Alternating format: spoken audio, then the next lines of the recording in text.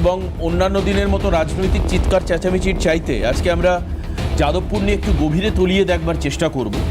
কারণ আপনারা জানেন যে আজকে বিজেপির মুখপাত্র আমাদের সঙ্গে রয়েছেন, উনি বিস্তারিত বলবেনই। আমি শুনছিলাম এর মধ্যেই রাজ্যের মুখ্যমন্ত্রী বলছিলেন যে 28 তারিখে 10,000 মানুষ মিলে তারা ওখানে যাদবপুরের যে ক্যাম্পাস সেখানেই তারা 10,000 কণ্ঠে বন্দে মাতরম গান গাইবেন, পুরো গানটাই গাইবেন। এবং মুখ্যমন্ত্রী বলছেন যে যেটা এতদিন যাদবপুরে হয়ে আসছিল এটা আর হতে দেওয়া চলবে না কিছুতেই। অর্থাৎ মমতা বন্দ্যোপাধ্যায়ের সময় আমাদের তো আজও আমরা ভুলিনি 2024, 2014 আর 15 সালের যে আন্দোলন হয়েছিল হোক কলরব, এবং সেখানে মমতা বন্দ্যোপাধ্যায়ের ক্যাম্পাসে উপস্থিত হওয়া, তার পরবর্তীকালে বিভিন্ন আন্দোলন, এমনকি মৃত্যুর ঘটনাও, দুটো ঘটনা ঘটেছে যাদবপুরের ক্যাম্পাসে।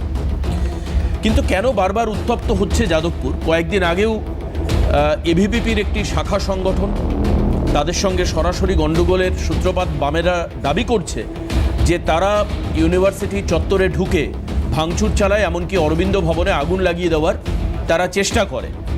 নানান অভিযোগ রয়েছে, নানান অভিযোগের পাল্টা অভিযোগও রয়েছে। কিন্তু এই পাল্টা অভিযোগ নিয়ে পরবর্তীকালে আমরা দেখলাম যে বিজেপির যে প্রপার যে উইংস, অর্থাৎ বিজেপির যে রাজনৈতিক দল, সেখানকার বিধায়করা রাস্তায় নামলেন। আমরা দেখতে পাচ্ছিলাম স্বপন দাশগুপ্ত এবং সর্বরী মুখোপাধ্যায়, তারাও বেশ কিছু গুরুত্বপূর্ণ মন্তব্য করেছেন। আমি কেন গুরুত্বপূর্ণ বলছি, কারণ সেদিন আমার সর্বরী মুখোপাধ্যায়ের বক্তব্যে একটা জায়গা খুব বেশি ইন্টারেস্টিং লেগেছে, যেটা নিয়ে অবশ্যই চিন্তিত হওয়া দরকার। সেটা হচ্ছে উনি বলছেন যে দেশদ্রোহিতার বিন্দুমাত্র জায়গা দেওয়া চলবে না, এবং দেশদ্রোহিতার আতুর ঘর হচ্ছে এই যাদবপুর এবং যাদবপুরের কিছু ছাত্র বা ছাত্র সংগঠন। তাহলে কি সত্যি যাদবপুর গণতন্ত্রের মুক্তাঞ্চল, গণতান্ত্রিক অধিকারের, নাকি ছাই চাপা দেওয়া বিক্ষোভ এবং বিচ্ছিন্নতাবাদীদের আখড়া? খুব পরিষ্কার আমি এই শব্দগুলো ব্যবহার করছি।